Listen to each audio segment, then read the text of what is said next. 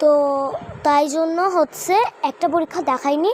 তো এখন আমার অনেক জ্বর, তো সব কষ্টের ফল আমি পেয়ে গিয়েছি, কারণ এতদিন তো খাতা দেখাইনি, কি বলবো আর। তো তাই জন্য ওকে দাঁড়াও, আমি দেখছি এখন কয়টা বাজে।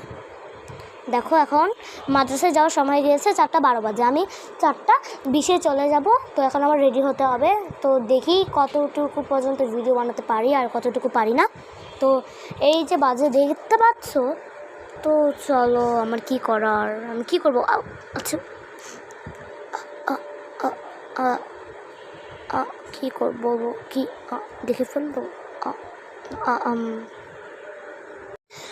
আচ্ছা ওটা সেই একটু পরে দেখো, প্লিজ প্লিজ কাট এতটুকু কাট, ইয়ে চিজ। আর এতটুকু সময় আমার মোবাইলের কথাটা একটু কাট হয়ে গিয়েছিল, আমি জানি না কেন। তো একটু সাউন্ড ছাড়া শুনতে হবে। তো এখান থেকে একটা আন্টি তাকিয়েছিল আমার দিকেই। তো এখান থেকে একটা আন্টি আমাদেরকে তাকিয়েছিল যখন ভিডিও করছিলাম। আমি মুখ ঢেকে কোথায় যাব, ভাই আমার দিকে এইভাবে তাকিয়েছিল কেন আমি বুঝি নাই। আমি এখান থেকে চলেই যাই, ভাগ্য ভালো আমি চলেই যাব। গাইস পরের ভিডিওতে দেখা হবে, না আমি আরেকটু ভিডিও বানাইতাম, কিন্তু এই আন্টির জন্য পারলাম না। আন্টি আমাদেরকে তাকিয়ে আছে কীভাবে। Okay bye